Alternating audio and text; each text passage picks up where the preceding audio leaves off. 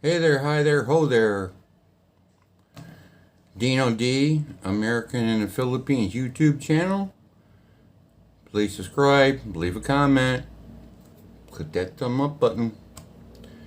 It's free, it doesn't cost you anything, so why not do it?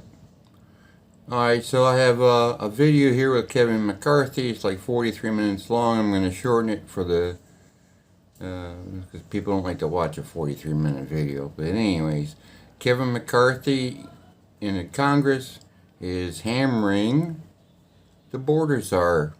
Do we have one in the United States? It's hard to tell. Kamala Harris. Kevin McCarthy showing a little bit of fire in this video, so it's kind of exciting to watch for a change. Usually he's such a laid-back person. Alright, so on to the video.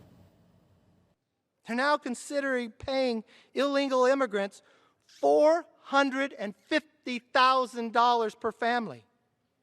An action that President Biden admits would incentivize more people to come over illegally. Of our military equipment. Mr. Speaker, do you realize that the Taliban has more Black Hawk helicopters than 2/3 of the NATO countries? More than Australia?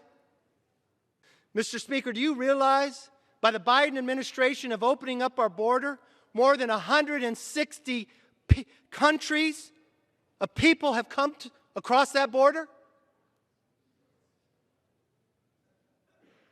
Mr. Speaker, they don't have to wear a mask or be fined. They don't even have to be tested. The government actually pays them for a trip somewhere in America. Mr. Speaker, I'll wait till we're in order. In action on the southern border. Mr. Speaker, almost every single Republican on this side of the aisle has been to visit the border, almost more than once. Mr. Speaker, I heard the president, who's been in office more than 40 years, say he drove by El Paso one time. But Mr. Speaker, when we went to the border earlier this year, after one-party rule in Washington that changed by executive order, I can wait, Mr. Speaker. They can finish their conversation. Mr. Speaker, I know you hold the gavel, but I heard from your side of the aisle telling me when to speak, where to look, and what to do, and interrupted me many times. I've heard your speaker talk about a higher standard. I'm waiting to see it, Mr. Speaker. Mr. Speaker, I know your side of the aisle has no problem removing people from committee. I wonder if people keep talking, they should be removed from the floor.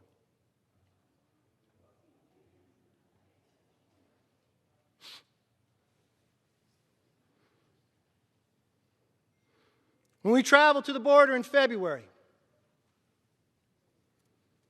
we watched something we've never seen before. We sat and we interviewed a new facility that just was built, and it's built in the capacity that it would never be filled. It hit the record that day. And we interviewed the families and asked how long they've been on the road. They said ever since President Biden told us to come. Ever since President Biden told us to come. As we sat with those brave men and women of our border protection, we watched what they had to do, the job they were doing day in and day out, the conditions, when COVID was rampant and nobody being tested. And we went up along the line against the wall. This is important, Mr. Speaker. I think people should listen. And I'll show you the point why. As we talked to the border agents, they told us they've seen something they've never seen before, where people would rush the wall. So everybody would go there, then they'd come the other way, the cartel, bringing fentanyl across.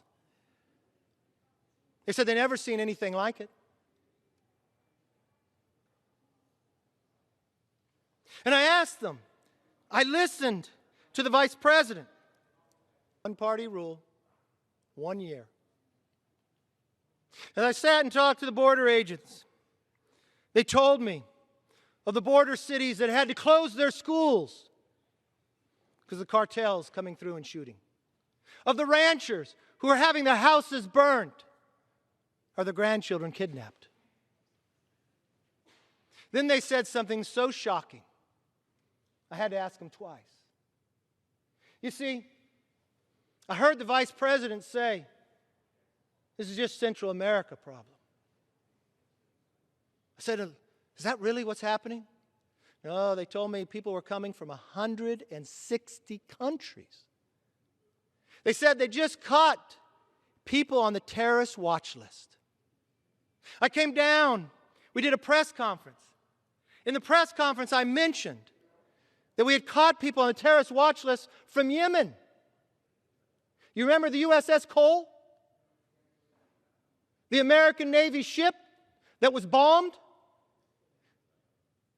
Or maybe you need to refresh a memory of real recently. You know a U.S. embassy that was overtaken? No, I'm not talking back in Iran in '79. I'm talking about the comparison to today. As that I said that to the American public. I respect all of you. You come here because you want to legislate. I expect you would be shocked too. That you'd probably call me up. What can we do? You want to protect your constituents? I know you do. But Mr. Speaker, there was a member of the Democratic Party on the Intel Committee, tweeted, said I was lying. Said he gets the same intel as I do because I'm on the Gang of Eight. Interesting, when I put the facts out, I don't know, maybe the mail's slow. I've never once heard him apologize. Or worse yet, I've never once heard him say, how can we stop it? How can we stop it? I didn't even see an amendment added to this bill. Think about that for one moment for the American public.